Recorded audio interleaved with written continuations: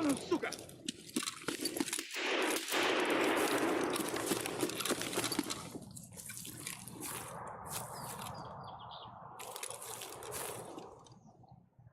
Маслины кончились.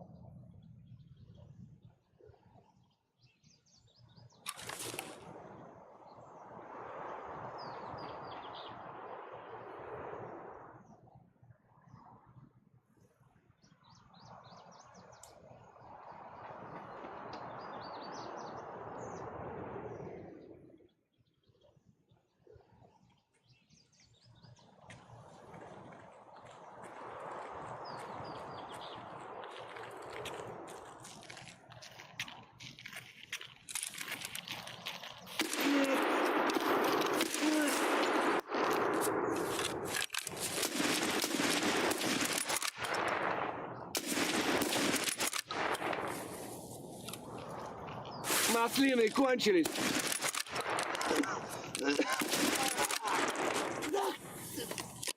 Полетина,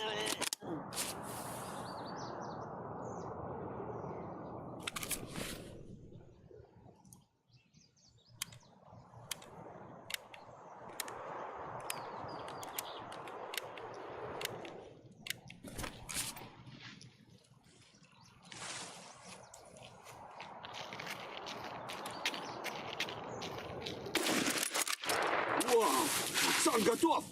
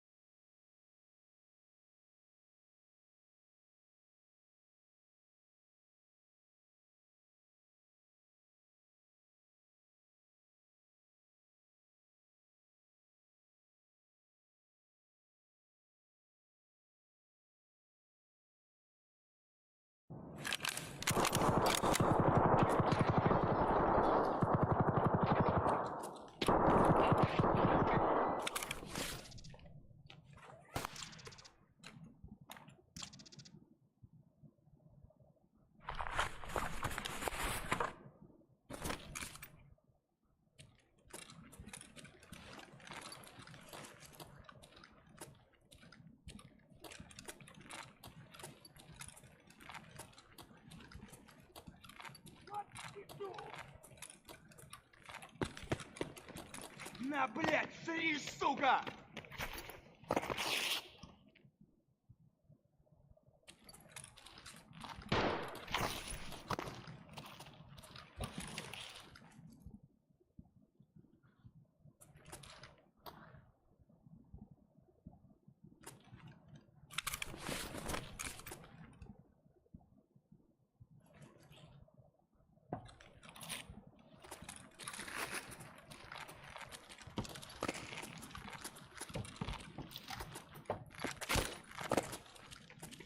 Ну и чё тут за хуйня?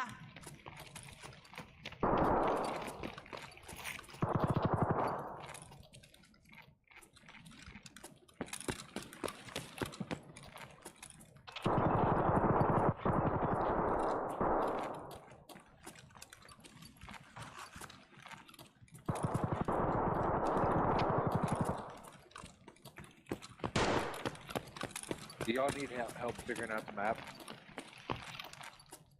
If you give me a sec for so my buddy can fix his settings, I can show y'all around.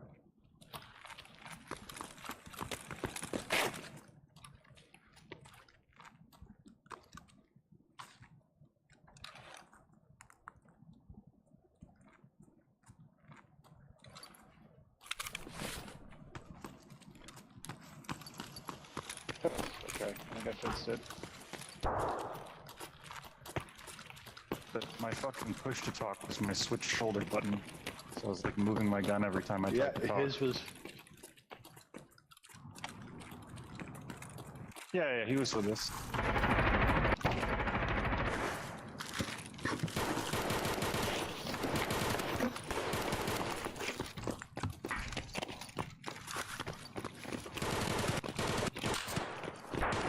So,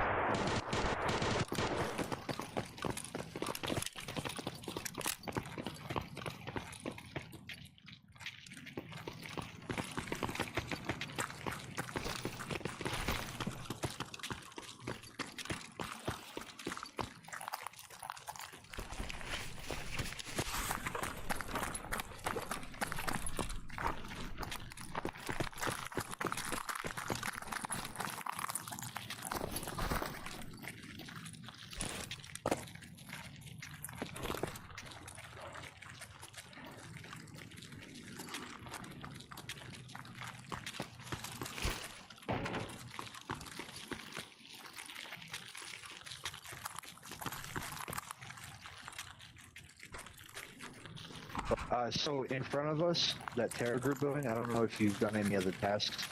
This task.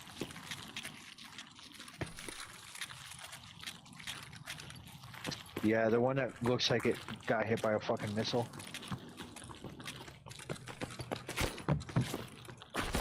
The vehicle extract is to the right of that building.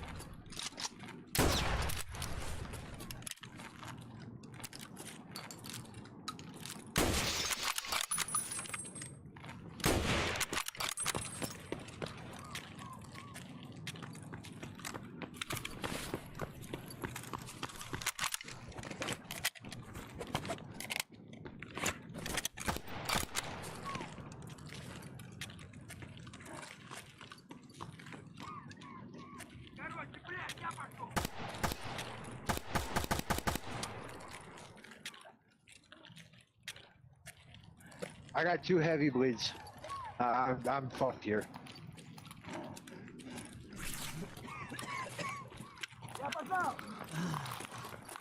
Did you kill those dirty, rotten fucking EMCs, dude? Are they still alive? There was 2 or 3. One went back into this building.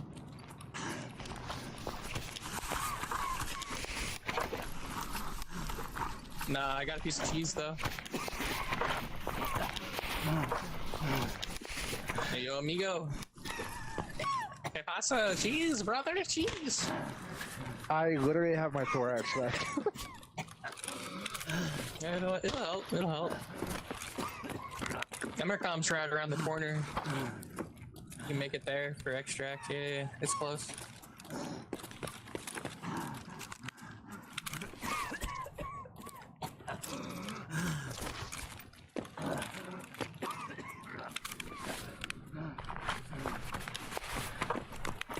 I think. Pretty sure it's close by. Yeah, I think it's in this back left one. Nah, I think it's back here in this back left.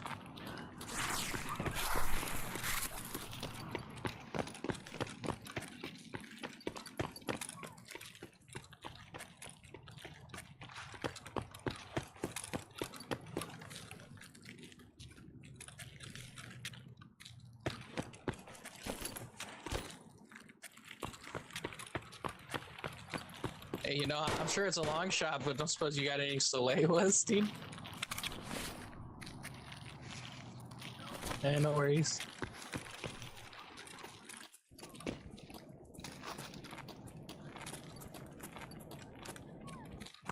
Where's this extract at?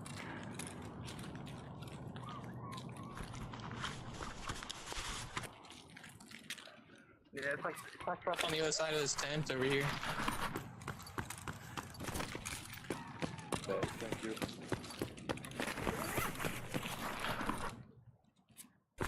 Wonder why this guy didn't extract. Your fucking extract's right here, bro. You starve out.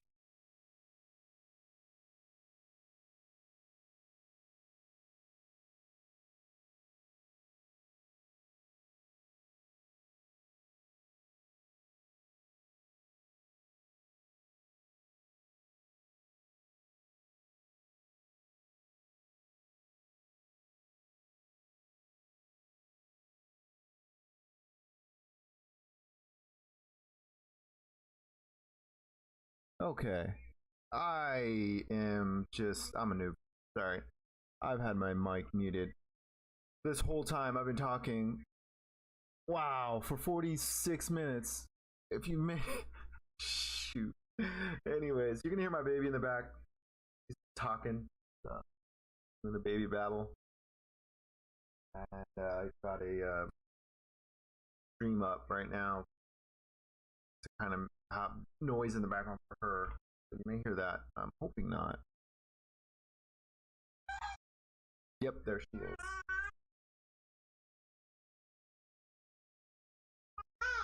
Yeah, so you'll hear her here and there. And I apologize, but Daddy's watching. Let's see here. Wow, that's just it's unfortunate.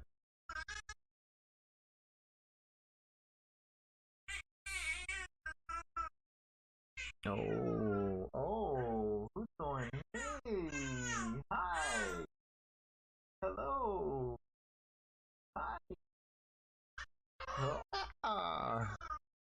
scrambling. Pretty crazy. Oh. Alright, so getting in raids has been really nice. First raid as a PMC, got in less than 4 minutes, as you saw, and then the scab was, what, 3 minutes in? For it to get us in? 3 or 4 minutes, so that's way faster. Way faster than I've ever experienced. So that's really good. What else? What else was I experiencing positive wise? Hit registration, very good. Like I'm actually able to hit and kill a scab with the SKS before I'm empty. I think last wipe starting out, I was emptying the SKS, and then if I got to reload, I would be able to take the scab down, but then get taken out by a second scab. Just the hit registration. But everything seems really well. Everything's running really well. Is what I mean, and I don't know that. So going into this ground zero map, it's going to be hectic. I don't expect to last too long because I'm watching other streams and it's just chaotic. So that's why I went to custom first. That's definitely the spot. Definitely the spot. Probably any other map would really be the spot. First zero. I mean, I don't know why I need to go into there other than going through quests, but I'm not going to go through quests. Care less.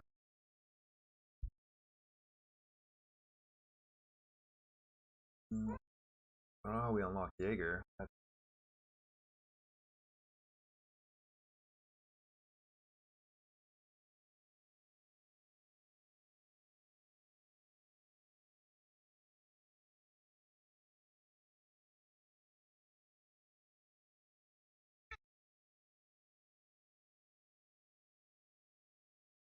Okay, this one's taking longer. This might be because of the map. There's just everybody's going through it. Actually, no. Look at that. That's a little over 4 minutes. So 4 to 5 minutes to get in.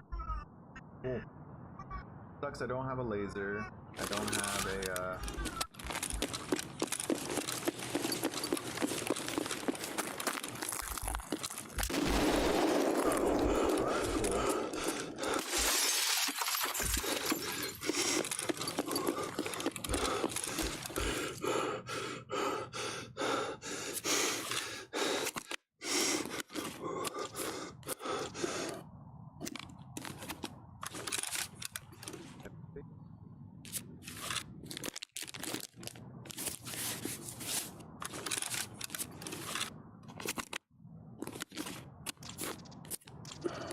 Alright, found a mine.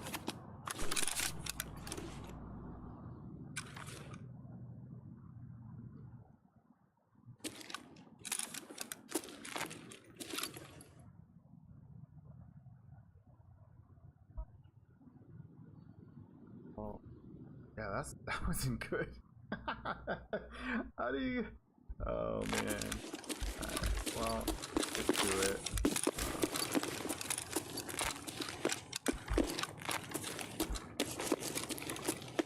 I do hear that the spawns are not very spread apart, so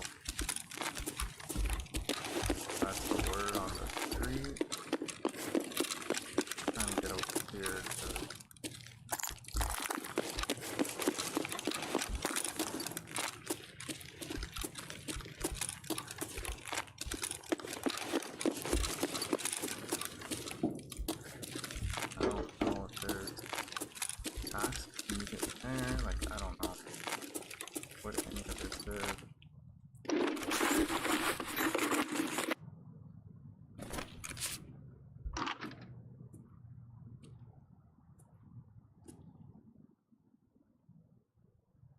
think I'm hearing steps, but I don't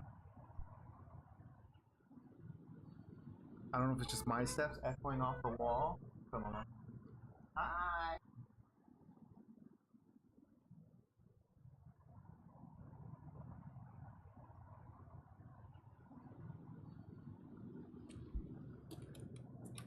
Please.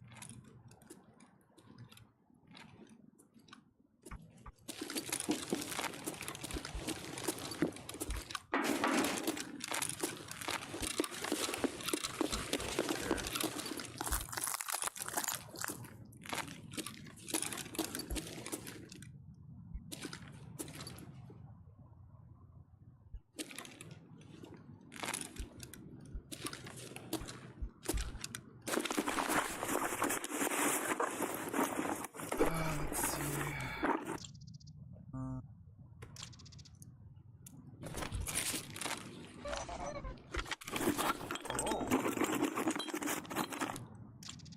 Oh, cool.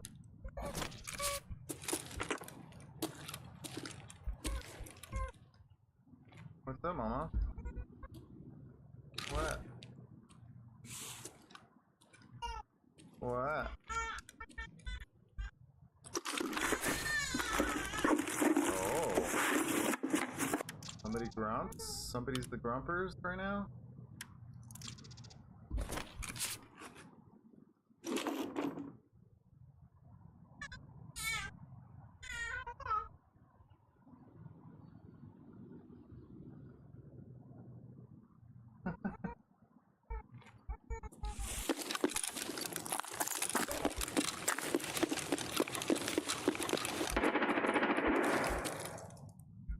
Okay.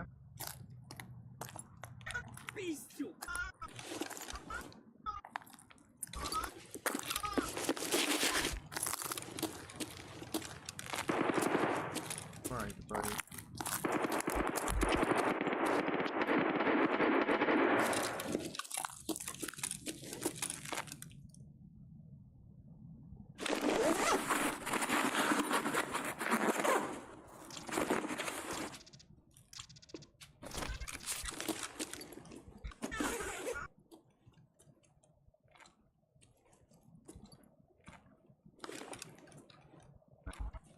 Sneak into the night over here.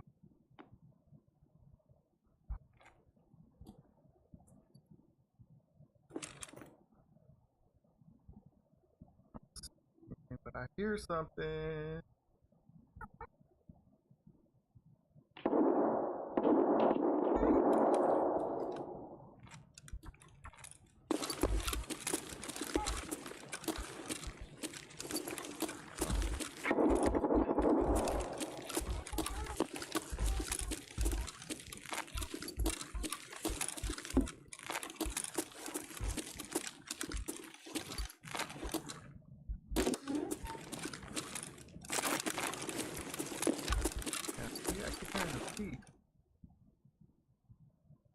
Where are you?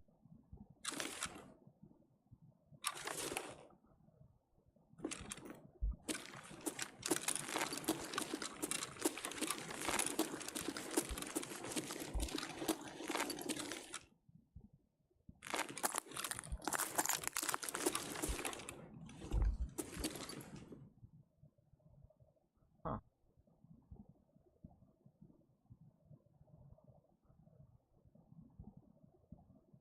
What?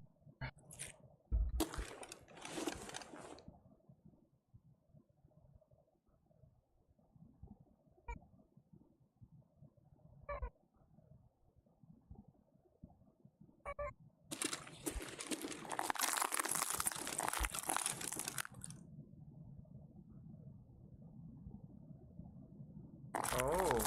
Oh, okay. Alright. Alright. Tired. Oh. Tired. Let's see if I can get knock out.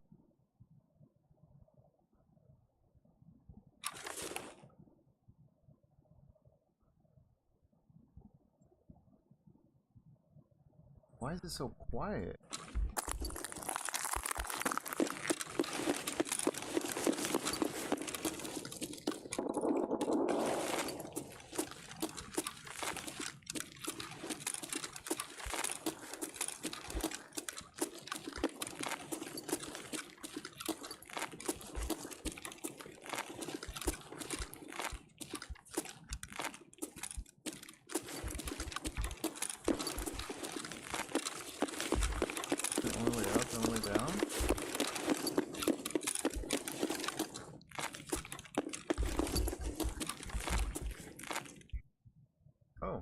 score. Take that. Yeah, use that for like the hideout. Take that. Very random.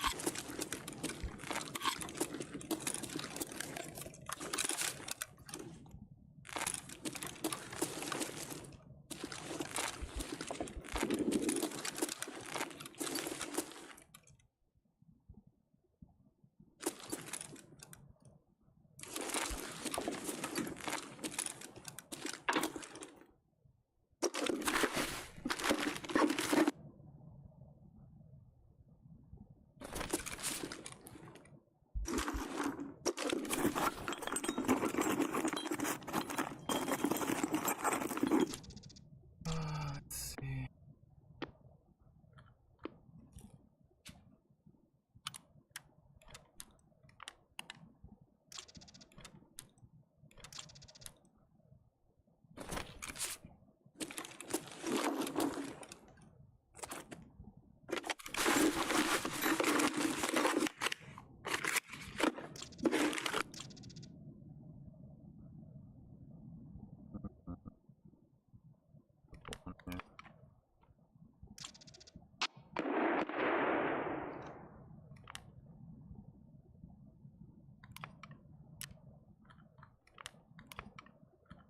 What?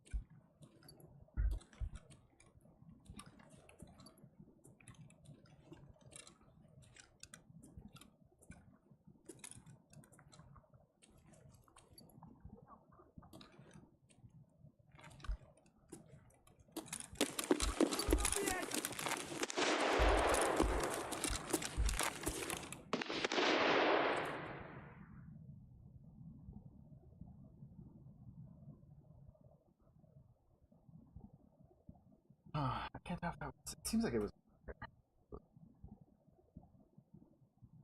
I'm gonna let them make the first mistake, right?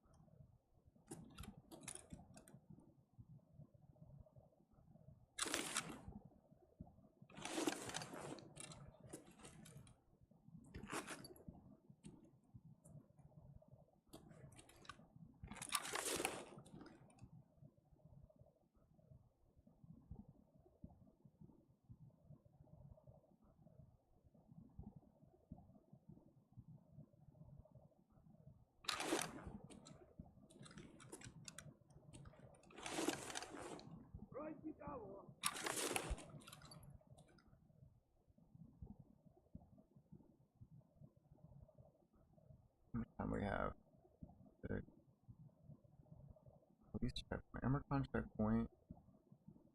And got pull up Mira. That's layer one. No, I think Emercon's the only one that I can go. That's gonna suck.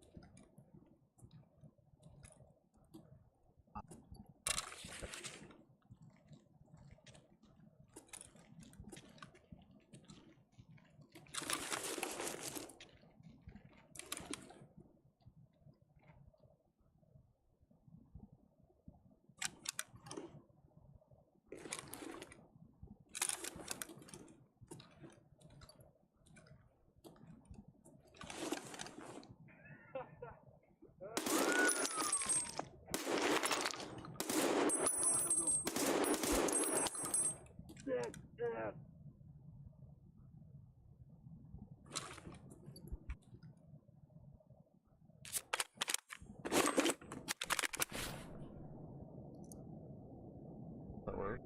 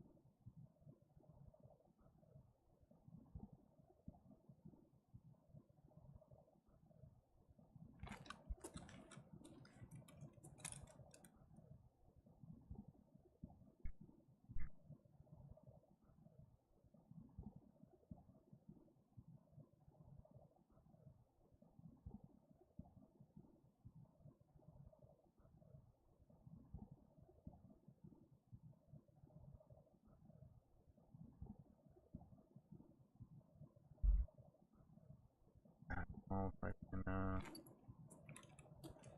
there.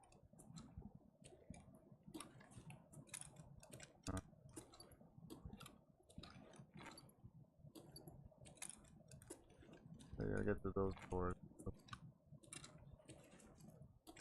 Let's stay out.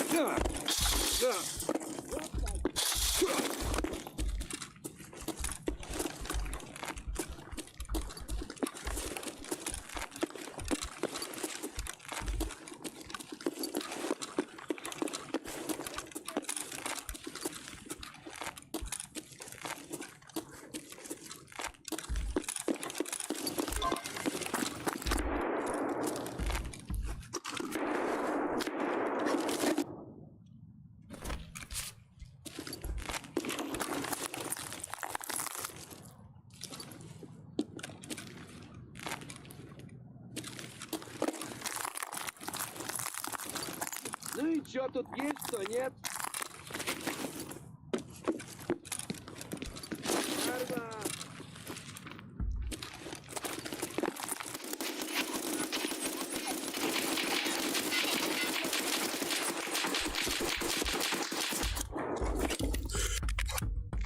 Let's talk about this. Oh no! I ran. Wait, that glass like covers it. Oh man. Worth a try. Hi. And something blinked. The night stalk. The night Joker. Joker. Aw. Night stalker was. Jeez, man.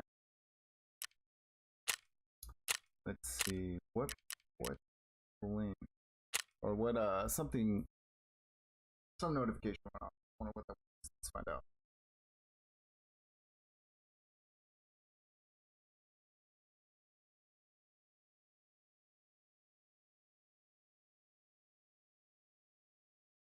Ouch.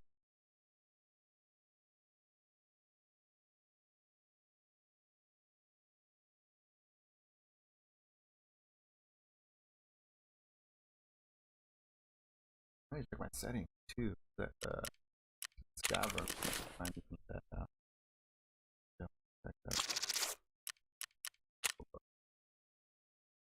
Oh, okay, so I found that. Locate the HGS grenade launcher. No. Isn't that the same?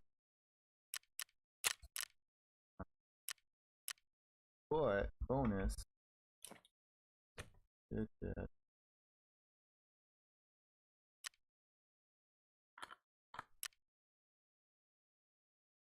Yeah.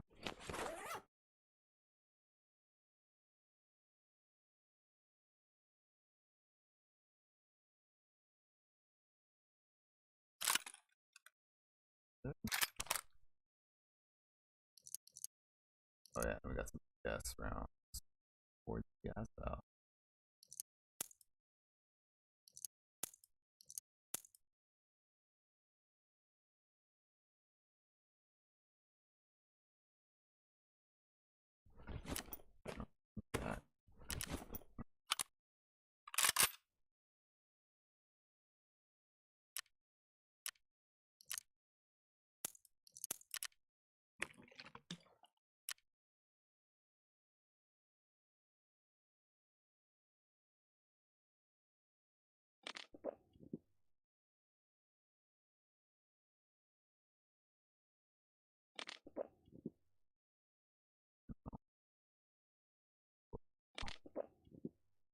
And food.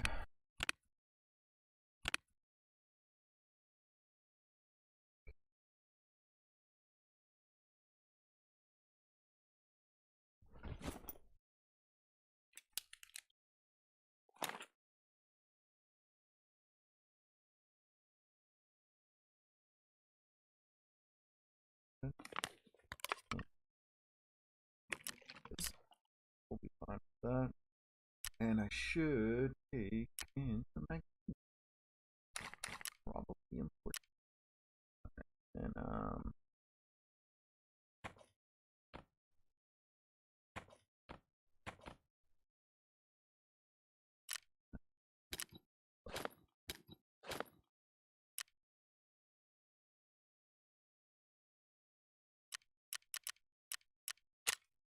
okay. Oh yeah, let's go look at the let's look at the settings. Oh yeah, settings, clothing as well. 5. Anything new? Oh no, this is just the coloring a little different. But everything else pretty good. Yusek has this like black jacket that I really like to get up to, but I think really the only thing I'm gonna get up to, or at least get, is just this. Like I'll go for that's 17. Cool. 12. Yeah, like that would be the setup, right? Now back to trading, back here, set Graphics. Fine. Fine.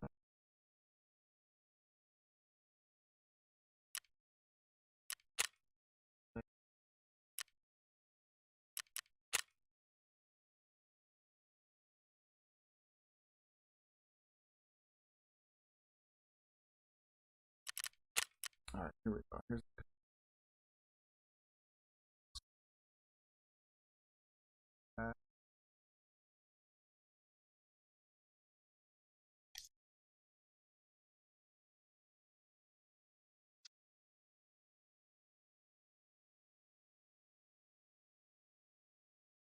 All right. Oh,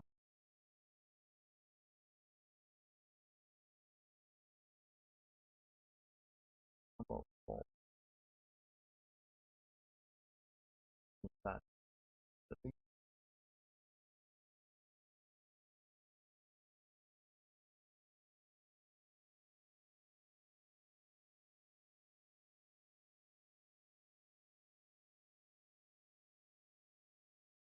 Oh, okay. How about, um, oh, I didn't know.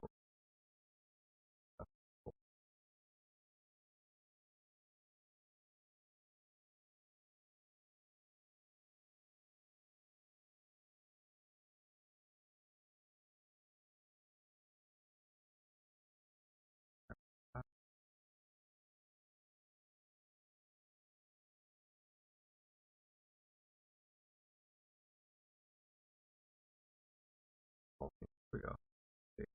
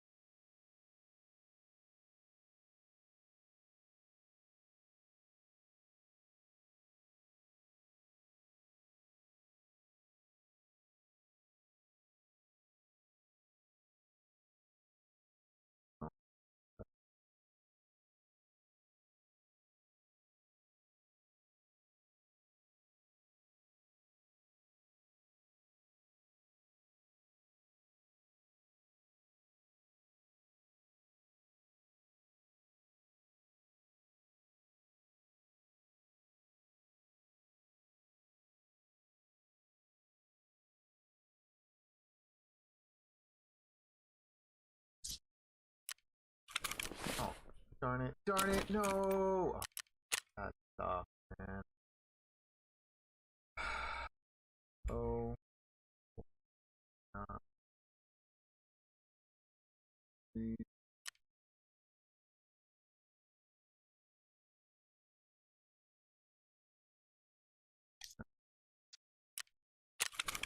That back in.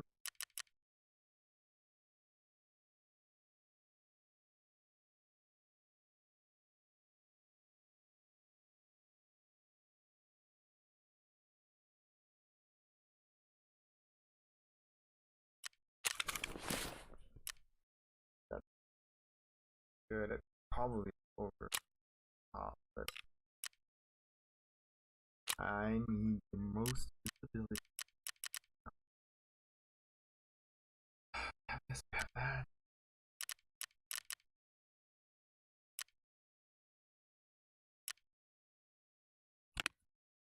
Ah, you need spark. You need a spark plug.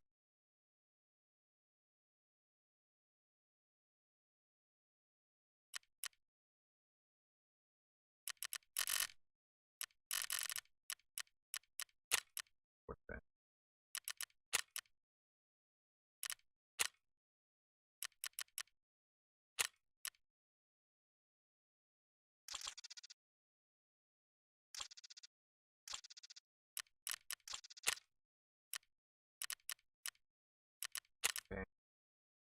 Oh.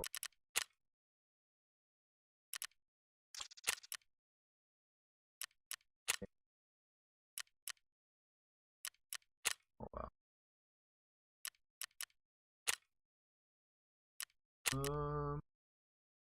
Probably this all. Yeah. Wait, if I find things, but if not, I'm gonna have to just. Oh, the Christmas trees here. Okay. That's cool.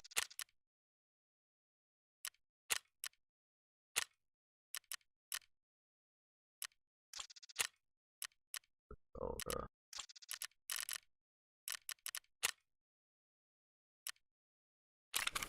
all right. Just go to.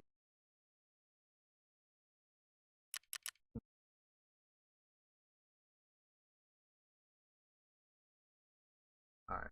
Yeah.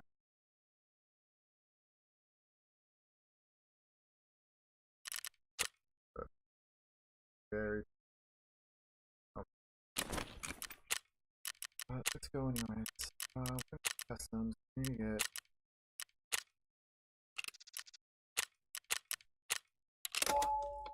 I need stuff out of there. Level 3. Cool.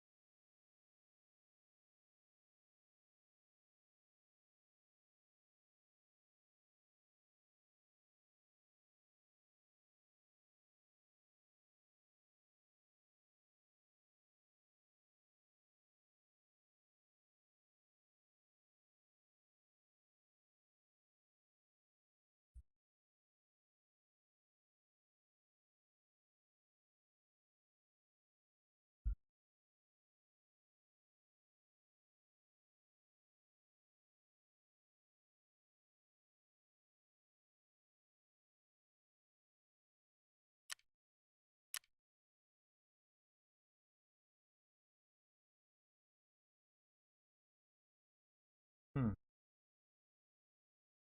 People are getting in. Nope, there we go. Wait,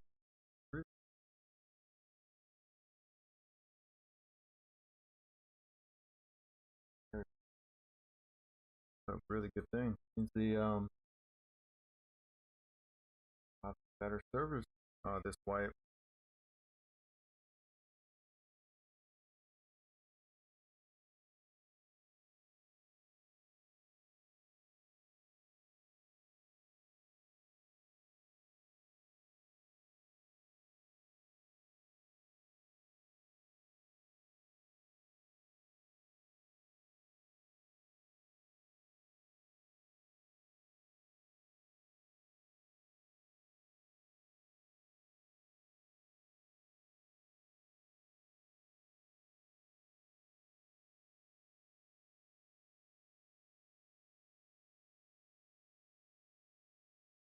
Well,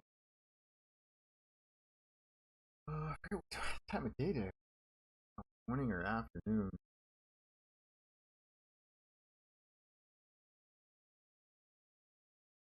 I want to find a spark plug and the cricket lighter. Those two things. Good.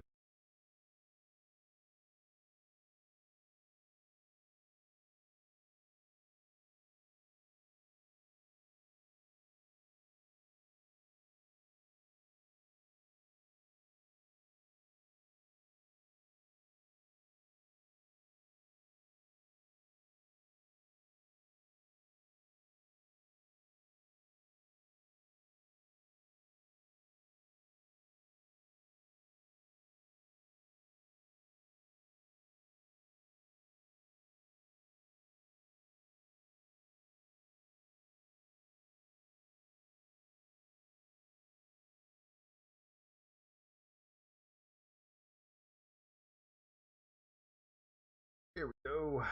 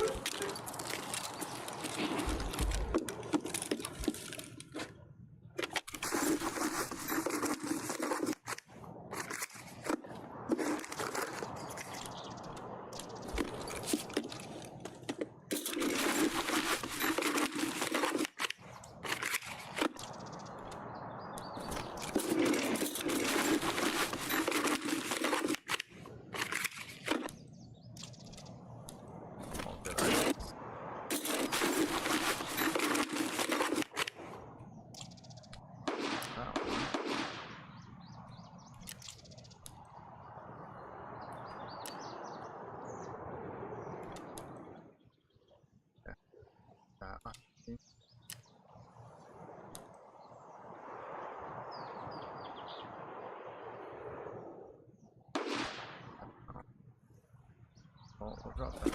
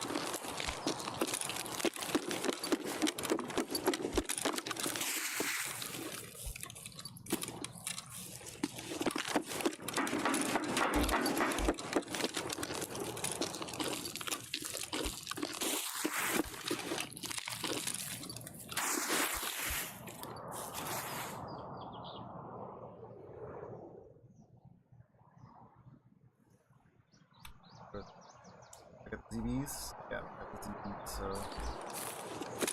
get out of here.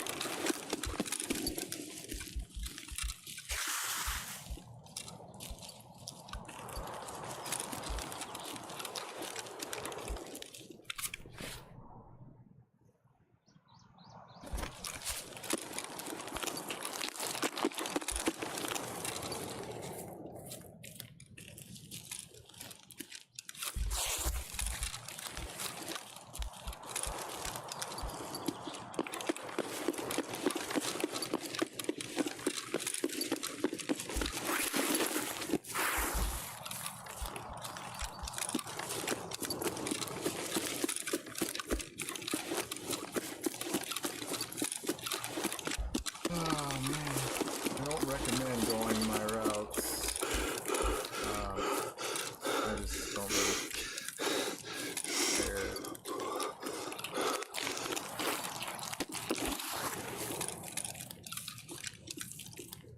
So, I wouldn't go my route. I mean, I would, but I don't think anybody else should. Not the best way.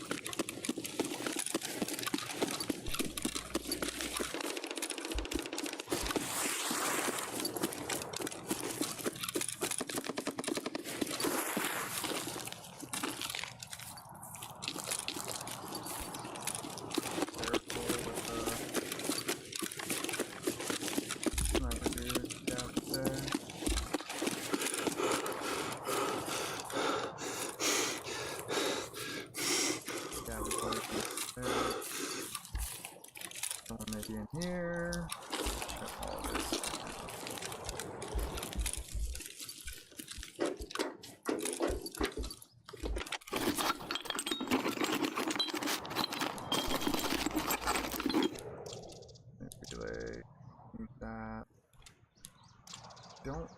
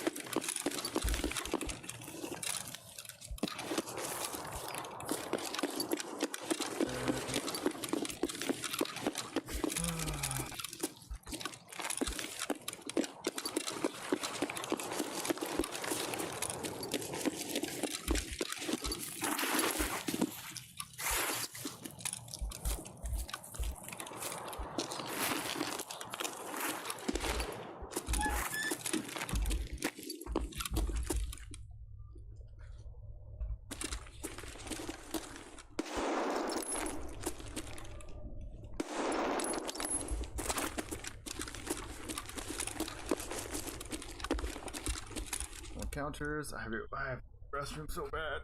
Gotta get out. Measuring tape. That's cool. And I need some water. So we're gonna knock all that out here. We're doing that. While I'm doing that, I will do that. Put something here.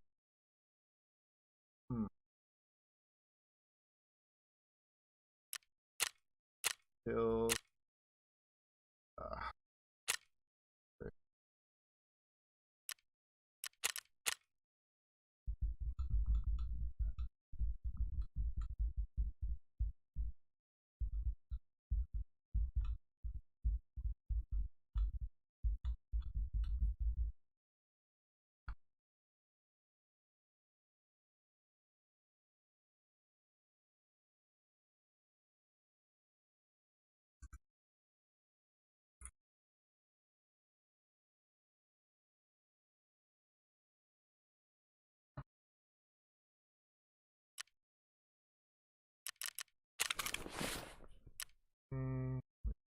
this.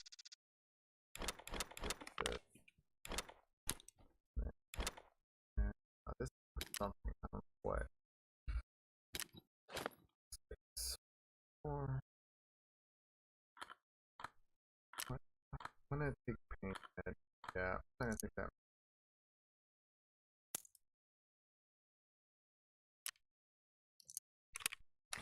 Those many rounds. Love that.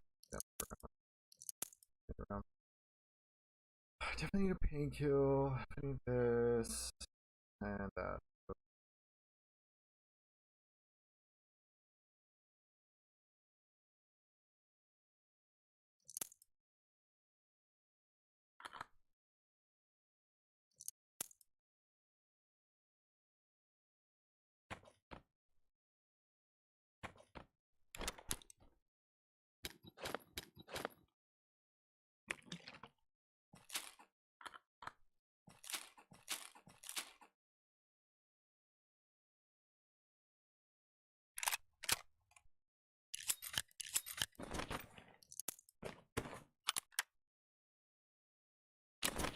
Alright,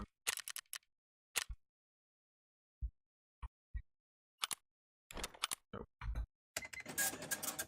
Oh, no.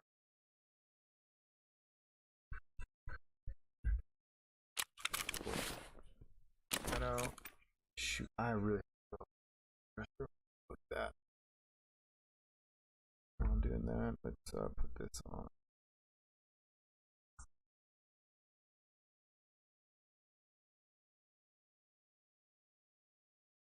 Office of Terror Group, and where the original conflict. Oh, Pestily. Got a lot of Pestily. I wanted to see.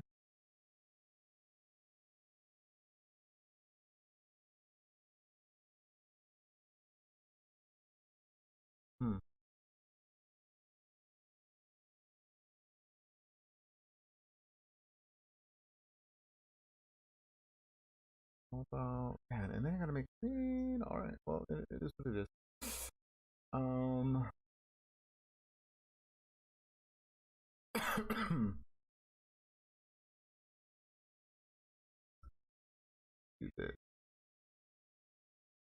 I got 4 points I want to make to you by the time I'm done with my message here.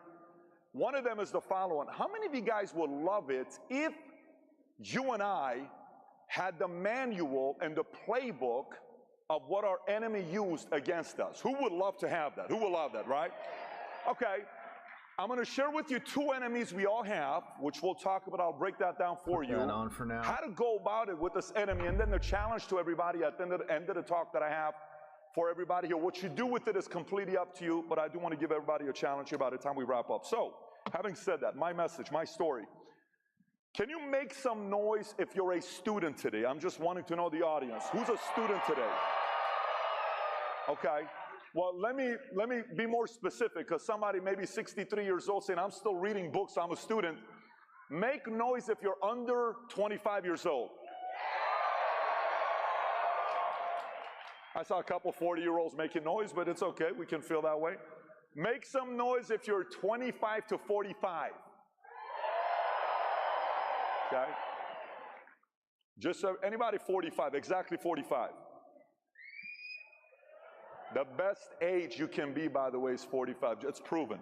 It's going to be 46 next year, but right now it's 45. Make some noise if you're proud to be above 45. Wow. By the way, very, very revealing on why that's going to make me call a quick audible on my message. To those of you above 45, unbelievable to have as loud of a chant that you had here, as well as below 25. We'll talk about you guys here in a minute. How many of you have no clue who I am? Make some noise, you have no idea who I am, so I can give you a little. You don't know who I am. How many of you listen to PBD podcasts? Anybody? Okay. Who watches a little bit of valuetainment? More PBD podcasts. It's okay. It's okay. So let me give you a little bit about my background. Born and raised in Iran. I was born during the revolution, October 18, 1978, in Tehran, Iran. When my mother's water broke, my dad's taking my mother to the hospital. There's curfew. He gets held up. He has to show that my mom's pregnant with me, goes to the hospital. I'm born. Next thing you know, 3 months later, the Shah's in exile. We stay. Iran's chaotic for the next 10 years, 10 and a half years. June 2nd or 3rd of 89, Khomeini dies. 6 weeks later, my mother said, we can't stay here anymore. We escaped because my mother was afraid of me serving in the military in Iran. My dad's like, listen, do what you guys got to do. You guys got to go. We go to Germany. We live in a refugee camp in Germany, in Erlangen, Germany. Had a great time for about a year and a half. And then we come to the States, November 28, 1990, a day I'll never forget, when we're crossing, we go to New York. The moment I land in New York, I'm walking around in the airport. I'm looking for Gremlins. I'm looking for Rocky. I'm looking for all these guys. I'm thinking America's like this dream of mine, right? I watched Rocky 4 a few hundred times in Farsi. Little weird, but I watched it in Farsi a few hundred times. And then finally come here. We live in Glendale, California, not Glendale, Arizona, Glendale, California. Any Californians here, yes or no? By the way, any Texans here? Texans? Any Floridians here? Here's what I can tell you. If California and Texas could have a baby, it's Florida. That's why I live in Florida now, just so you know. I've lived in California, I've lived in Texas, and I live in Florida, and I love it in Florida. But I still have I love the other 2 states I lived in as well. Let me continue. So I go to high school, I get out, I decide to join the Army. I go to the 101st Airborne Division Air Assault. Thank you. Anybody else here served? Who else served here? Anybody served? Thank you for your service. One of the best decisions I made in my life. I ended up getting out of the Army. When I get out, it was because of my citizenship date I had. June of 1999, I become a U.S. citizen. So for some of you wondering if you can join the Army with a green card, you can, because I was in the Army with a green card, just so you know. Some people just freaked out a little bit, but that's what happened with me. So I get out, and I don't know what I want to do. At that time, I was a bodybuilder. That was my dream. I was going to go be Mr. Olympia, go into Hollywood, marry a Kennedy, be a governor. And then I met a girl named Jean-Pierre who introduced me to Morgan Stanley Dean Witter. Day before 9/11, I start working at Morgan Stanley Dean Witter. I get my Series 7, 66, 31, 26 life and health. I fall in love with the financial industry. Next day, it's 9/11. I leave Morgan Stanley, I go to Transamerica World Financial. I'm there for about 7.5 years. I see what's going on with the marketplace. And then in September of 2009, start our own insurance company, and then, it takes off. But I want to tell you a couple things that happened in 2009. March of 2009, my wife and I, we start dating. I've kind of found the industry I want to be a part of. I love numbers, and I love the financial industry. I love people, so that's a great combination. I found the girl that I think I want to marry. We've been dating now for 4 years. We've known each other for about 5.5 years. I am making money. I've heard the magical words from my parents, I'm proud of you. But at this point, I'm realizing this thing cannot be about money. And I'm trying to figure out what I need to do. So I bring a handful of people I respect a lot. One of them was my pastor, a couple of the gentlemen that I had. I said, listen, I need your help. I need to find my purpose. There's no way in the world God put me here to just go make money. I want to find out exactly what that reasoning is. This is too chaotic and a strange life I've lived. Why did you do this to me? I want to know. One of the mentors takes me to an event at Miramar Hotel Santa Monica with Claremont Institute. Anybody knows Claremont Institute? Larry Arnn, all those folks. Anyways, I don't know whether you like him or not. It was a good event for me. I go to this event. A man named George Will gets up there and speaks, talks about how lawyers are ruining America. Any lawyers in the room? If you know, some of you guys are ruining America, but that's a whole different story. I don't want to digress. And then afterwards I meet, and the gentleman that introduced me says, hey, George, Patrick wants to know what he should commit his life to, what purpose. He says, where are you from? I said, Iran. He says, why don't you go study why so many people around the world come to America? Why do we only call America the American dream, no other place? I leave, and that becomes my obsession. That's March of 29. 3 months later, my wife and I get married on June 26th of 09. 3 weeks, by the way, our youngest daughter was born June 26th on our wedding day, which is kind of like, it's no longer that necessary. Now it's her day. Used to be our anniversary, now it's her day. 3 weeks later, we put an event together. I'm on fire at this time. We put an event together at JW Marriott called Saving America, Doing the Impossible. I'm dressed as a Middle Eastern George Washington, okay? Unfortunately, you can find this picture on Google. That's the disappointing part. My wife is dressed as Lady Liberty. She looks like Lady Liberty because she's from Texas. When we got married, it was kind of funny because I'm from Iran, and she's from Texas, and there's about 500 people at the wedding, and all the blue-eyed, green-eyed people on one side, they're not dancing. All the hairy people on the other side, why are you laughing? All the hairy people on the other side, they're not getting up. Finally, one of my friends that night, who was one of my groomsmen, was sponsored by a couple guys you may recognize, Jack and Jose, and he spent a little too much time with these two guys. If you know what I'm saying, you know what I'm saying. If you don't know what I'm saying, you know what I'm saying, okay? So he gets up, and he says, look, some of you guys are worried. You don't want to dance. You're wondering if this marriage is going to work out or not. Trust me, I'm worried as well. When they first started dating, I said, why would a girl from Texas, nice little girl, why would she marry this big, scary-looking guy from Iran? Why would she do that? He says, I finally figured out what these guys have in common. They have two things in common. Everybody's waiting. Texas, Iran. They both like oil and weapons of mass destruction. It's going to work out. It's going to be all right, okay? Obviously, a terrible. I highly recommend this. This is Patrick David. I don't care what gang you're on or whatever. Meaning, I don't care if you're a Democrat, Republican. Doesn't matter. This guy's veteran. Made a lot of money, which is not the important thing. It's just disciplined, right? And what he values may not fit with everybody. Then again, I don't know. Who doesn't value their family, right? Who doesn't value their family? Where they come from, meaning whether you're born here in the States or in another country, value that, right? And if, for example, Rami, born in Iran, likes his country that he was born in, came to America, and likes, well, I would say he loves America. Um, and as he should, he lives here. Why, what's that phrase? How's that saying go? You don't shit where you sleep, or you don't shit where you eat. I don't understand that. So with how things go, or how things are going, or things have been going, and the current climate of our country, it's weird to me that people. I mean, they're allowed to. They can feel however they want to feel. That's the beauty of living in the United States. You can feel however the heck you want to feel, but I don't understand why you're from here, you live here, and you hate the country you live in. That's weird.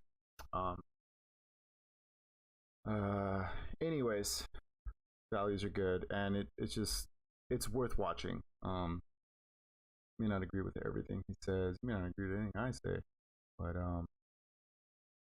definitely it's definitely worth watching. He's got a lot of good points, and yeah, I don't know. It's like a pretty genuine, a genuine dude. Back here. Cool. All right. So I think everything's going good. Let me just do one more thing because this. There we go. Everything's good. I haven't been skipping any frames, so that's been that's a plus. Where are we here? We got this. All right, I got Now I don't. What is security? Yeah, let's get that out of the way. With that.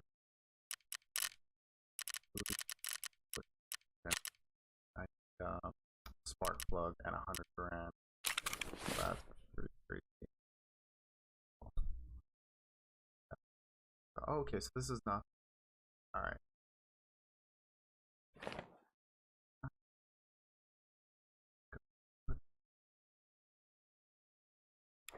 It's cool that I got this though.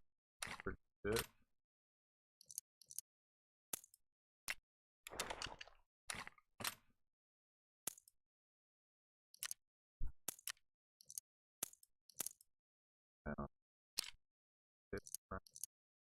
Buy those.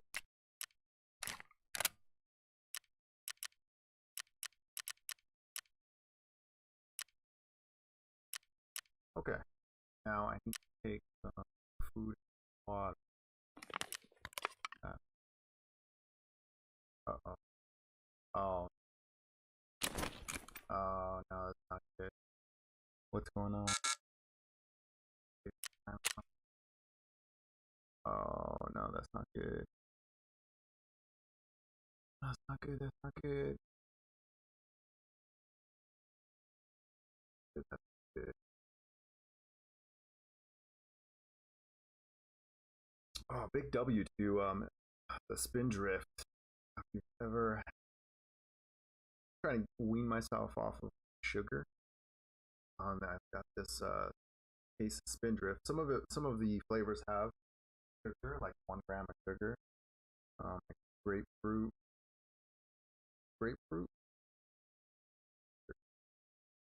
It's unsweetened, but there's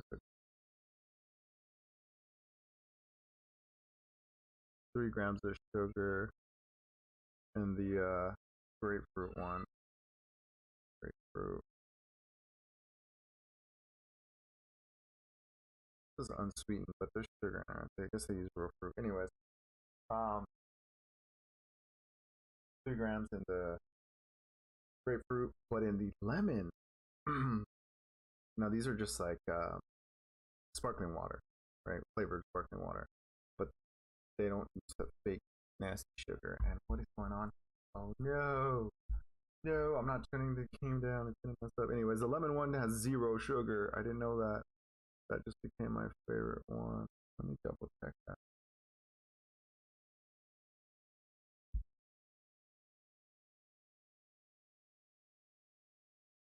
One gram carb, but whatever. That is not only 2 calories of sugar. Big W. Now, Oh, I'm so scared. I'm so scared. I'm so scared. I'm so scared.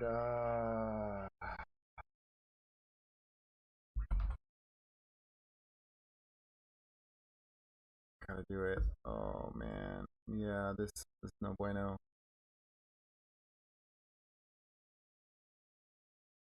Oh, everybody went down, it looks like. Okay. So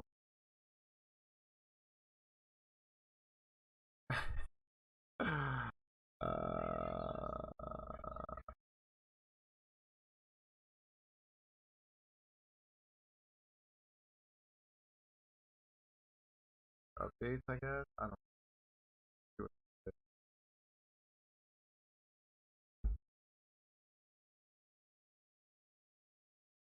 Okay. That's not same number. Arrow. Error on post. That's what it was doing earlier.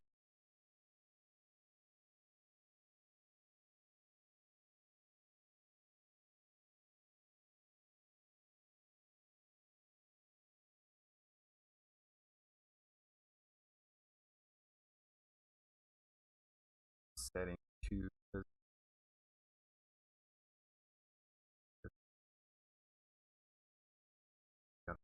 nope, no arena. I'm not gonna get arena for like a few weeks if I'm lucky.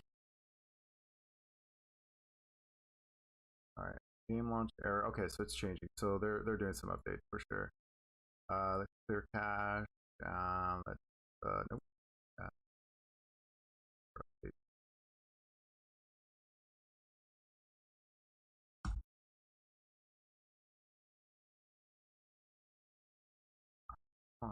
Come on, you can do it.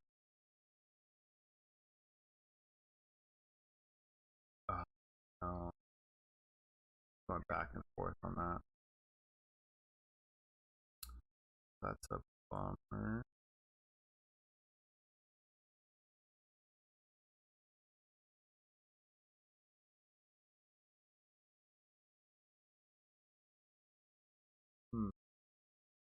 Error. Oh, it's the same thing. So it's error 103 3. Yeah. The launcher down because that's a bad idea. I remember last wipe or the wipe prior. There was some issues with the launcher. It was like a bug with the launcher, and if you shut your launcher down, you were not getting in for a couple hours.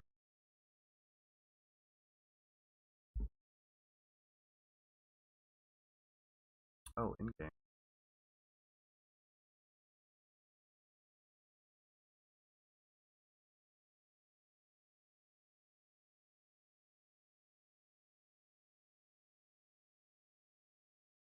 Game.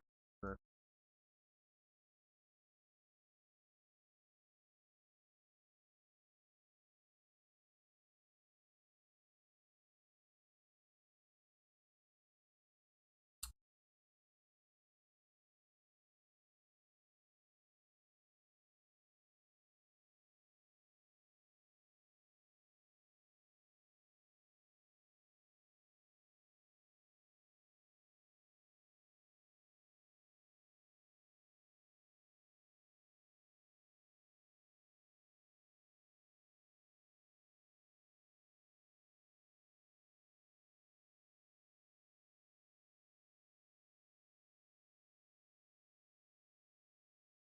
site is still under maintenance.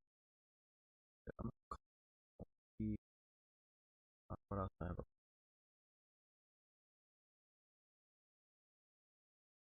Well, Joke, but everybody laughed. We got up, we danced, all that. It was amazing. Anyways, so we did this event 3 weeks after we get married. I got a 40-foot Mount Rushmore on the stage, 40 American flags. I bring a speaker to talk about the Star-Spangled Banner, another one to talk about capitalism, the son of Ronald Reagan, just to tell stories about Ronald Reagan. Just tell stories. That's all I want you to do. Tell stories about your father, right? 3 months after that, we started an insurance company, and we grew that insurance company from 66 agents to today we have roughly 50,000 agents nationwide, a few hundred offices nationwide. And we've been very grateful last year when we partnered with a great organization called Integrity. I've been fortunate enough to do a lot of incredible things in my life, travel, dreams that don't make any sense to me. I'm married today with 4 kids. Life is amazing.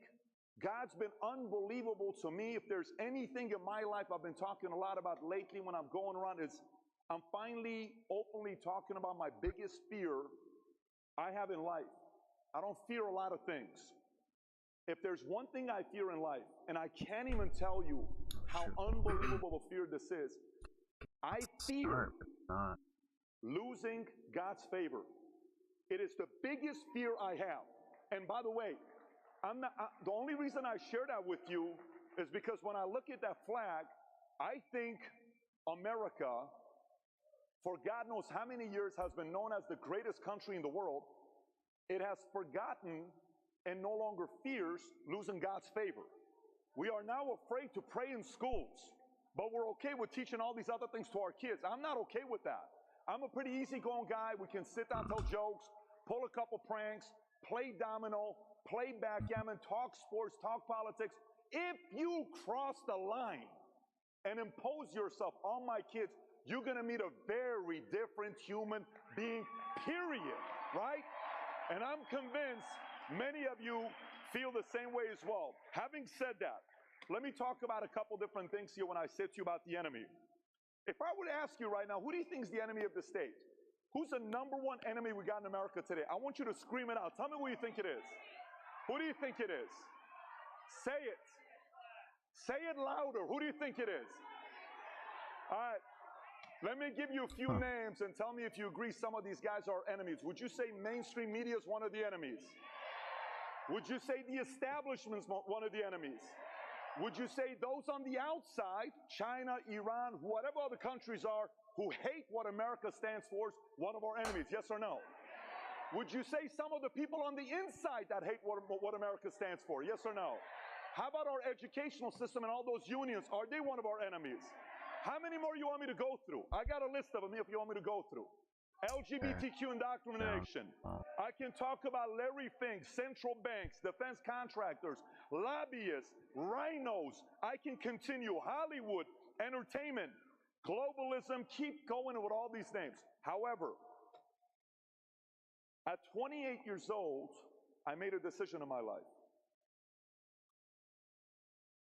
I was constantly asking this question of why I'm here and what drives me. Is the goal in life, Patrick, to be a millionaire? No. Is the goal in life to be a billionaire? No. And by the way, I'm talking about the pinnacle. I want to know what's the top of the top. What is the one thing worth me giving my entire life to? Is it me wanting to be a great father? Number one, no. Is it to be a great husband? No. Is it to be a great capitalist? Not the number one. Is it to live a fulfilled life? It's not the number one. Is it to be funny, fun, all that stuff? Not number one. And I kept going through it. All that stuff is great, but it's not my number one. See, what's crazy is a lot of us in here have a lot of people we love. And a lot of you in here have a lot of people that love you. Uh-oh. Everybody has that. Today. But there's a very big difference between being loved and being respected and being admired. One can love their husband, but maybe they're saying, man, he no longer lights it up like he used to. He used to work and drive and go and get after it. He was fearless. He used to be like that 15 years ago, but all of a sudden he lost that fire in his eyes. What happened with that? But she'll never tell you. She admired a man of 15 years ago. Your parents may love you, but your father, when he looks at you, gives you a look and says, why doesn't my son give his best? I wish I admired my son, but he loves you. There comes a point in your life where you got to say, I want to be loved and I want to be admired. There was nothing in my life more important than being a leader amongst leaders. Tab. And when you realize look like if the number one is being a leader amongst leaders, So yeah, Does that that's mean you need to be a great father? down. This is Absolutely. hardcore down. Does that mean you need to be a great husband? Absolutely. Great wife? Yes. Okay, good, Great good, good, capitalist? Yes. Pass, Great cancel, contributor okay. to society? Yes. Have a backbone to stand up? Yes. Because the number one pinnacle in life is what? Being a leader amongst leaders. You know who's looking for that right now? The man upstairs. I'm convinced the man upstairs looking down right now saying, what happened to this incredible country that loved God? And they would constantly talk about it. Man, I am looking for a new generation of leaders to rise up. I believe God is looking for the next generation of flag carriers. And to be people like that, you have to be leaders amongst leaders. By the way, this is a tough decision for us to make because we don't like that kind of responsibility. We don't like that kind of pressure. However, what clip did Glenn Beck play at the end? Why do you and I watch that movie and get emotional? Why do you watch the movie Gladiator and we get fired up when we watch Gladiator? Why do you love that scene? Why do you love the scene when he gets up and he turns around? Show your face, Gladiator. And he takes it. Why do you love that scene? Because deep down inside of you, I don't know what it is. He put something in us that we want to be leaders amongst leaders, but we're scared sometimes. And that's okay. It's okay to be scared at times. But someone's going to wake your ass up every once in a while. If today that's me to you, it was somebody else 15 years ago, I don't have a problem being that person. FYI, some of you guys are saying, Pat, I consider myself a leader amongst leaders. That's great. But everybody came to this event with a different outcome. Some of you came here, quite frankly, let's just say it, is because for whatever reason, Turning Point USA attracts a lot of young, good-looking people. You know what I'm saying? You're kind of like, well, you know, I hope I meet somebody. I hope I meet somebody. Some of you came here because you came with your granddaughter or your grandson or your daughter, and you're wanting your kids to be in an environment that you can trust for them to become great leaders. You're hoping something happens. Fire's lit under your kid. You're hoping that happens to you. Some of you guys are here, it's because it's you. You're like, man, I'm looking for something to get me to the next level. I want to wake up and do something big with my life. I feel like I haven't had it for a while. Everybody's got a different outcome.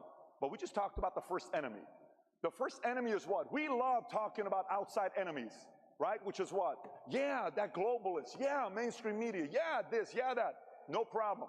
They are enemies, but they're only one of the enemies. But the only reason they win is because of the second enemy. Let me unpack the second enemy for you. Here's the second enemy. I'm convinced the second enemy are three communities. Number one is the tolerant Christians are one of those enemies. Good people, sweetheart, you've learned 20, 30, 40 different scripture. Oh, God, praise the Lord. Praise the Lord, John 3:16. Oh, Proverbs. Yeah. It's okay. They can also, it's okay. What interpretation do you have of who Jesus was? Do you think Jesus was a guy that was going around saying, yeah, it's okay, it's okay, it's okay? Or do you think he stood up and he managed expectations with other people? Are we confused in these churches? Are we confused? So to me, the number one enemy is these tolerant Christians. They're not being called out. They're not being called out. I go to so many different churches. Well, why is donation down? Why is this down? Why do you think it's down? FYI. We can sit there and be upset about Muslims as much as possible and act like we're victims. You know what they're doing? They're simply having more kids than you. Why are you upset? So can you imagine if somebody says, well, these Muslims, look how they're growing so fast. Just 50 years ago, we were 3 times the size of them, and now they're the same as us. And in the next 30 years, they're going to be running Senate and Congress and governors. Why do you sound like you're scared? Why don't you go have 4, 5, 6, 7, 8 babies? Why do you stop saying lines like the following, where it's like, well, you know, my husband and I, we want to spend 5 years together, and then at 35 years old, we'll think about having a kid, because, you know, it's a lot of work having a kid. What do you think is the biggest juice of life? You think it's a nice house? You think it's a nice car? Or you think it's having a kid? Oh my God, one of the greatest gifts we have, if you're able to do it with help. I don't want to impose this on some people who God won't even help you have kids, because you're wanting to have kids. There's so many people that want to have kids that can't. But if you can't have kids, go. 4, 5, 6, 7, 8, 9, 10, go. Raise them with the right values. Be tough on them, challenge them, love on them. Spend some time talking to them about all the things that's taking place in America today in the world. Don't be afraid of it. Because if you don't do it, the school's going to do it. And then one day you're going to be like, how the hell did I lose my kids for a decade or two? Because you didn't talk to your kids about all the things that they were facing. So number one enemy on the other side are tolerant Christians. Let me talk about the second one. Are the do your thing libertarians. Look, man, as long as you do your thing, I don't care what you do. You want to smoke weed? Go ahead. You want to go do this? Go ahead. Go do shrooms if you want to. Do your thing. Now, I don't think this is a libertarian community. But libertarians also have been saying, do your thing, do your thing, do your thing. And guess what the schools are saying? Well, thank you so much. Guess what we're going to do? We're going to do our thing with your kids. Thank you so much, libertarians. You guys are awesome. You guys are so awesome because you said do your thing, and we are. You're not running for the board in school. We are. And we control what's being taught to your kids. We love do your thing libertarians. They're ruining America. Number three, you know this next one? These are the, now I'm going to tell you this in a different angle. These are the, and by the way, it's not a lot of the crowd here, but there's a lot of them out there because I know some of you guys who you are and what you're doing. It's the lazy, scared, rich conservatives. Let me explain before you're offended and you go slash our tires outside and I can't make it to my hotel room. You know what this community is? It's the community where it's kind of like, no, look, we can't tell people what we believe in because we may lose those guys over there that invite us to the cool parties. We can't tell them what we believe in. We can just say, yeah, we kind of this, that. Wishy-washy? What? What do you stand for? What do you stand for? Do you have a backbone? What do you stand for? By the way, while you're sitting there investing your money in all these other things, Mark Benioff, Jeff Bezos buys WAPO. For how much? $500 million. That's nothing. Time Magazine, few $100 million. Nothing. LA Times bought for $500 million. Nothing. I may be out by $50 million, but that's nothing to many of the rich Republican billionaires that are in the room or out there. You mean to tell me you couldn't have bought LA Times? You mean to tell me Forbes family sells Forbes to a Chinese company that owns 90% of it and they announced the International Woman of the Year, Hillary Clinton? What? What are we talking about? So you can't go by Forbes? You can't go by Fortune. Why would we buy these types of companies? Because media is communicating the messaging to people. You got to pick up some of these platforms. Well, no, but it's the rate of return. It's also a portion of your money needs to be invested in things that's not about a rate of return. It's about what this country's done for you. You got to go and buy some of these platforms so we can persuade and build the next generation. So now, these two enemies, we know. One of them on the outside. Great. Second one is us. If you're always saying it's the enemy, it's the enemy, it's the enemy on the outside, what you're telling the world is you're helpless. And this community, we're not helpless.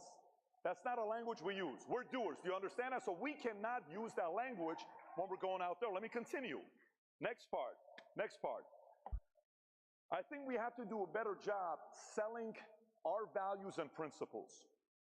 Charlie does a great job selling it. I think he's one of the best. He's fantastic. Ilana is doing it in his own way. Others are doing it in their own way. We need to get better at selling some of the values and principles that we have because our values and principles are proven. Wait, well, this is on. The way we raise kids, the way we raise communities, the way we built, U.S., a brand spanking new startup country, 1776, into the greatest country in the world. How do we do this? China had been around with a couple thousand years. Iran been around for 2,500 years. We do a brand spanking new startup called United States of America. Yes, our ideas are proven. Everybody else works for our companies. They work for our companies. Walmart employs nearly 3 million people worldwide. I think 2 million is here, another million's outside of here. We create jobs for others. We need to tell that story better. We're getting better, but we're not there yet. Now, a couple other things. How many of you love bullies? Who loves bullies? How many of you love bullies? How many of you know there are certain bullies right now that we're dealing with? Yes or no? There's two rules I got with my kids when it comes down to bullies. We don't bully other people, but we also don't get bullied. However, COVID was obviously a terrible event that took place. One life lost is one too many, okay? However, let's set that aside. COVID was also maybe one of the best events that took place if you look at it from the perspective of knowing the playbook the enemy wanted to use against you. So, they all of a sudden went like this with their hand, and they were shameless about it. And if we saw their hand and we don't do anything about it, whose fault is it? So now here's a mistake we typically make. If you're a Christian, we tend to be very forgiving. We have something called grace, right? We're forgiven, we have grace. Well, so it's okay, let's just move on. We need accountability. We need to find out what happened. We need to find out if they did the right thing or not. We need to find out what happened with Fauci. I simply want accountability. We need to find out what China did. Why are we forgetting about the fact what happened with Wuhan? I simply want accountability. Because without accountability, you know what you're telling the world? You know what you're telling the world when there's no accountability? It's like if your kid does something and there's no punishment, guess what you're telling them? You can do it again and again and again. That's what we're teaching everybody. There is no accountability. This concept about being afraid of some of these companies going out of business, they need to go out of business. Anybody knows what a zombie company is? A zombie company is companies that only survive by borrowing money. If they don't keep borrowing money, they don't pay operating expenses or nothing, so they go out of business if they don't borrow, okay? In 1997, only 1% of companies in America were zombie companies. You know what the number is today? 25%. 25% of companies in America are simply surviving by constantly borrowing money. Let them go out of business. Let them go out of business. Let the right people operating the right businesses. We need to kind of talk about some of these companies that are not doing it right. I'm sorry, you're not a good operator. Go work for the other guy. You're not meant to be a founder. You're not meant to be a CEO. You're meant to be an executive in the other guy's company. You're still going to make money, but it's a different mindset to be an operator. That's the part of accountability. Nope, but we're afraid for people to fail. The whole concept about capitalism is 4 things. Freedom to buy, freedom to sell, freedom to try, and what's the last one? Freedom to fail. They gotta fail. If they don't fail, there is no capitalism. So we have to sit there and say, listen, these guys that are making it, that's totally fine, but watch this. Let's talk about these bullies. The one thing about bullies is the following. What most people don't realize about bullies is, so imagine you talk to a bully, and here's what a bully tells you. If you do that, I'm gonna whoop your ass. If you do that, I'm gonna call all my guys to come after you. They're around the corner. And you're like, oh my God, I'm so sorry. I'm so sorry, please don't do anything. Yeah, I'm so sorry. Okay, I'm so sorry. And then all of a sudden, sometimes you tell the bully to phone, you say that one more time, I'm gonna get the guys. I got 20 people around the corner waiting to whoop your ass. And you just say, call them. Call them. What do you mean? Matter of fact, let's go find your 20 guys. Let's go together around the corner. You ready? Let's go. What do you mean? But maybe they're not there right now. Because you're bullshitting me, guy. There is no other person behind you. Your argument isn't that valid of an argument. Bullies aren't as tough as people think they are, but they're very good at selling you on that concept. They're very good at convincing you they're powerful. They're not. So watch this. What method do they use? So why are so many people scared to sell their values and principles to others? Here's why. The game plan they use is shame. Glenn talked about it briefly earlier. They'll shame you. So people are like, well, what if they find out that I got a DUI 22 years ago? What if they find out that I filed bankruptcy? Then what if they find out? What if they find out? What if they find out? What if they find out? And then all of a sudden you'll catch yourself living this life. You know what this life is? Handcuffs and shackles, because you're afraid of shame. And you have this notion in your life that you're supposed to live a perfect life. I'm not living a perfect life. I'm trying to live a magical life and doing my best to improve. But by them doing this to you, and the reason why what Donald Trump did that was very unique, is he said, what do you want to shame me with? Go ahead. Boom, he put it back on them. Boom, he put it back on them. Boom, he put it back on them. Boom, he put it back on. Like, what am I going to do with this guy? Character assassination, financial assassination. What's left in this playbook? We've done everything to this guy, and he would stand up right there. And some people started realizing, maybe I need to just stand up. So they'll use shame against you. They'll use guilt. They'll use apathy. They'll use grief, anger, distracting you, judgment, constantly, every one of those things. And you'll sit there and say, eventually, you know what? I'm not doing it. So imagine if there's a press conference. Let's just say you're running for office. I'm going to paint a picture to you. Watch this one here. So all this stuff that's going on, they're embarrassing you. Every article. Negative, defamation of character nonstop. And this one reporter's asking a question. I'm sorry, what's your name? Mary Jane. Fantastic. Mary Jane, all these things you're challenging me on for my lack of perfection in my life, fair, you can keep doing that. Can I ask the audience a question? Yes. And you look dead at the camera.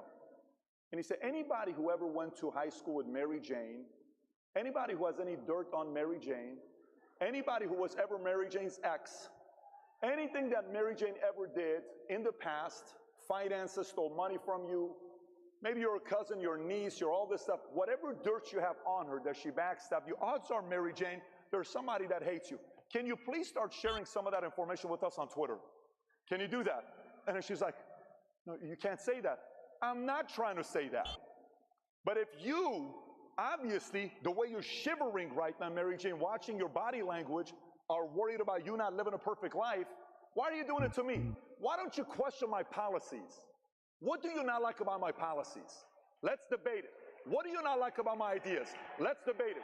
But if we're going to have this argument of whether you walk on water or I do, neither one of us are qualified. So knock it up and let's move on. Can we do that? Well, you know, we need to impose and put the fear back in them, not the other way around. We need to challenge them and kind of get them thinking and say, whoa, I'm kind of nervous a little bit because of what this guy did. He flipped it on me. Yes, flip it on them. What do you want to know about me? Yeah, I've made some mistakes. What else do you want to know? We need to do more of that. This concept of being perfect. And by the way, we have a couple candidates. Won't mention them. One of them I like a lot.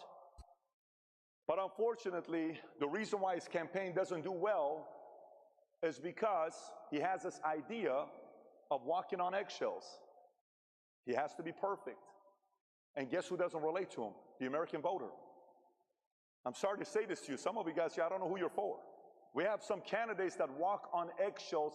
They just want to be sold as a perfect candidate. I remember one time I won a flight back with Bill O'Reilly. This is 2012. This is when he was doing the stuff with Dennis Miller. I'm going from Burbank to Vegas for a convention. Bill O'Reilly sitting right next to me. I'm like, Bill, what happened with Romney and Obama? He said, I'll tell you a story about what happened with Romney and Obama. So what's that? He says, we called both camps and we said, guys, you're not going to get elected if you don't come on Fox. And Romney's camp said no, they didn't come on. But Obama's campaign manager called me back and we had a conversation together and says, what did the campaign manager say? He says, the campaign manager said, it's done. Bill is like, no, it's not. If you don't bring Obama on the show, you guys are not winning. He says, it's over. He says, what do you mean it's over? He says, well, he had a shot. The shot was on the second debate. Do you remember when Obama went down on the second debate and Romney came up? He says the third debate, apparently his marketing team or whatever, his campaign manager told him, you're not getting the single woman's vote. You were a little too tough on Obama and they don't like it. Change your approach. He says the moment he fell for those consultants, he failed. It was over with. You know how many candidates we got that they're listening to consultants? You know what America wants to know about? What do you stand for? Tell me what you stand for. The consultant's not running. What are you running for? I like talking to Vivek because I feel like Vivek's talking to me. I like talking to certain candidates because I feel like they're talking to me. You talk to the establishments like the talking point. Here's the 17 points to hit. Here's the script. Here's the line. Here's the this. Dude, we don't want a robot as a president. We want a real human being that I can relate to and I can say, this guy's going to get it done. I'm not expecting perfection out of you, but I want you to be a leader and get it done. That's what we want as Americans. At least that's what I believe we want as Americans. So, if the standard you're willing to take here tonight when we leave is wanting to be a leader amongst leaders, there's a couple things we got to be thinking about. Number one, anticipation. 2024 is going to be very chaotic. It's going to be weird. There's some weird movies coming out. How many guys saw the recent movie, Leave the World Behind? Anybody saw that movie there? Oh, okay, yeah, you know all these, am I watching a movie or is this a documentary realistic thing? And then I'm seeing Mark Zuckerberg just spent $100 million building a house in Hawaii with a nuclear bunker. What does he know that the rest of the world doesn't know about? Talk about the timing. Oh, accidentally, coincidentally, a week after that movie comes out, a new movie comes out. What's the name of that movie? Civil War. Leave the world behind. Our power grid in America hasn't been updated. 75% of it hasn't been updated in 50 years. And you're kind of talking about that. Then you're pinning whites against blacks. There's a line in the movie that says, Dad, you know if something goes down, we can't trust these white people. I know that's something both you and Mom agree on. Why do you put that line in the movie, Barack? And you were helping with the script. Why would you put that in the movie? Why would you put that in the movie? Barack, weren't you the same guy that gave a talk at the DNC in 2004 about bringing people together? What happened to that guy when he gave that speech? By the way, there's something that our brand by Tim and PBD podcast is slightly different in. Here's what it is. I like talking to everybody. I like talking to everybody. Someone goes, I can't believe we talked to that guy. I'm like, dude, if you like, I like talking to anybody. Who knows some of the weird people we've spoken to? Anybody's ever seen Anthony Weiner on our podcast? Yes or no? Was that a weird podcast or what? How many guys saw Tubin on our podcast? We enjoy talking to him. How many guys saw Cuomo on our podcast? How many guys have seen Sammy DeBoer Gravano on our podcast? How many guys have seen, I don't know, Alex Jones on the podcast, or DeSouza, or Kobe Bryant, or I don't know, all these? I like talking to everybody. I feel like the role, everybody's playing a different role in this battle we're going to face in the next decade, 2 or 3. We're all dressed in different uniforms. We all love America, but we all are playing a different role. Everyone's got a different superpower. I feel like the one we're playing is like this. Hey, man, can we sit down and talk? Can we do that? I read a book with Tip O'Neill and Ronald Reagan. They could talk, right? Can we sit down and have a conversation together? Yes. Okay. Tell me about your upbringing. Tell me about your upbringing. Interesting. You guys have that in common as with fathers. Yeah, I guess we do. What sport do you like? Oh, no shit, you too. You guys have that in common. An hour later, do you realize you guys agree on 73 different things? What do you disagree on? Politically, 5 different things? Let's hash it out and debate. It's okay. Some like Red Sox, some like Yankees. Let's debate it out. Some like Lakers, some like, well, today you can't like the Lakers, but some used to like the Lakers. Don't get me started, I don't want to go there. But you get the idea what I'm trying to get people talking to one another. But by the way, what happens before a husband and wife get a divorce? What's the easiest sign? What's the easiest sign that a divorce is around the corner? What is? They stop talking. And if you don't talk to each other, what do you not do at night? Back to back. You know how hard it is to have sex back to back? Not a lot of gifted people like that, but you can't have sex back to back. That was a little bit mathematical and scientific. If some of you guys got it, good for you. If you didn't get it, God bless you. It's going to be all right. I want to talk to everybody. I want to sit down and talk and say, let's talk. I disagree. You disagree with me? Let's start the discussion, okay? A part of the challenge is that we also feel we can only talk to people that agree with us. How does that make any sense? If we only talk to people that agree with us, then what opportunity are we given to baptize people in the name of whatever the United States of America? If we're only going to talk to people that agree with us, where is the debate? How are you getting better? How am I getting stronger? We got to sit down and have some of these conversations. And maybe this is not a message some of you guys agree with. I'm comfortable with that. I want to do that. I didn't say don't be paranoid. I didn't say be naive. If you have the ability to reason and manage expectations with people in your life, you can call out BS and still have a respectful conversation with somebody.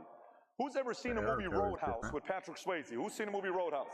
How many guys love the movie Roadhouse? Okay? Man, I love the movie Roadhouse. You know what's one of the best scenes in a movie? It's when all the what do you call it? All the security guys, the bouncers, are sitting there and they're talking to Patrick Swayze. And what does he say to him? Ask him to leave, but be nice. If they try to do this, ask him to leave, but be nice. What if he calls your mama? Is she? If you know the movie, you know what line that is. Whatever they do, just be nice. We can, unless if you're Anthony Weiner and you disrespect, then we don't have to be nice because you crossed the line. But if you come to me and respectful, let's have a conversation together and see what we can do. That's half the battle. If we don't talk to each other, we're going through a divorce very soon. And if you're a leader amongst leaders, you don't fear talking to people whom you and they disagree with. It's okay to talk to them. Half the reason why Charlie is doing such a great job, he goes and talks to everybody on these campuses.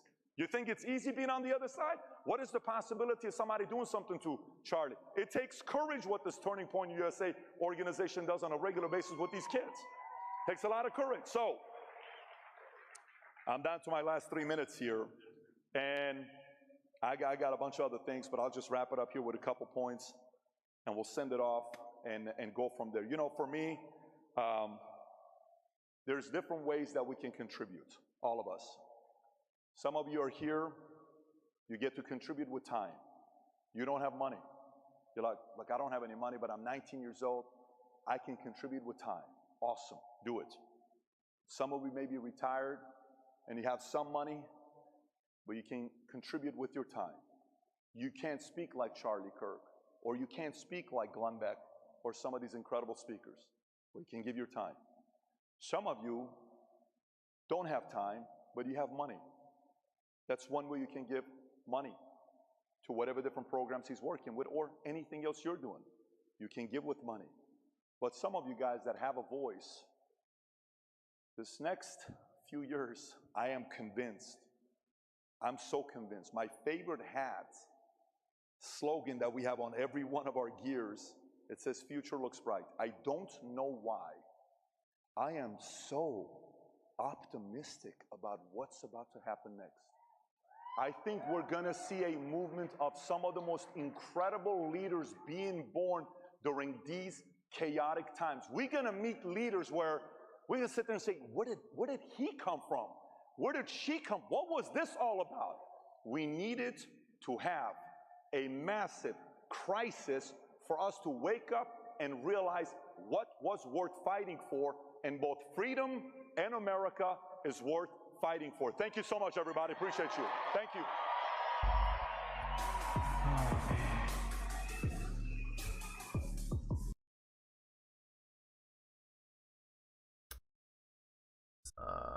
Dude.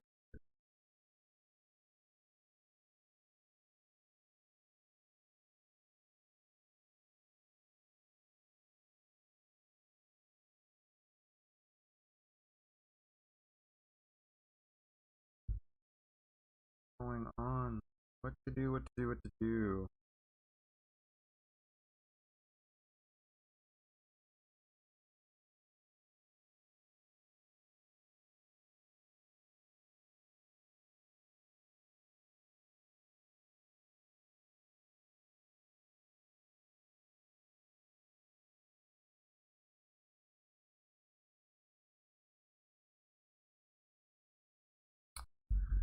Alright, I am just going to call it.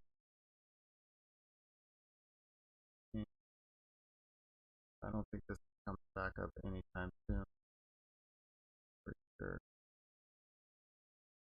Oh well, if you run into this video, thank you so much. I doubt like 2 hours, 35 minutes. Crazy. There's no sound 46 minutes at the beginning of it, so is what it is.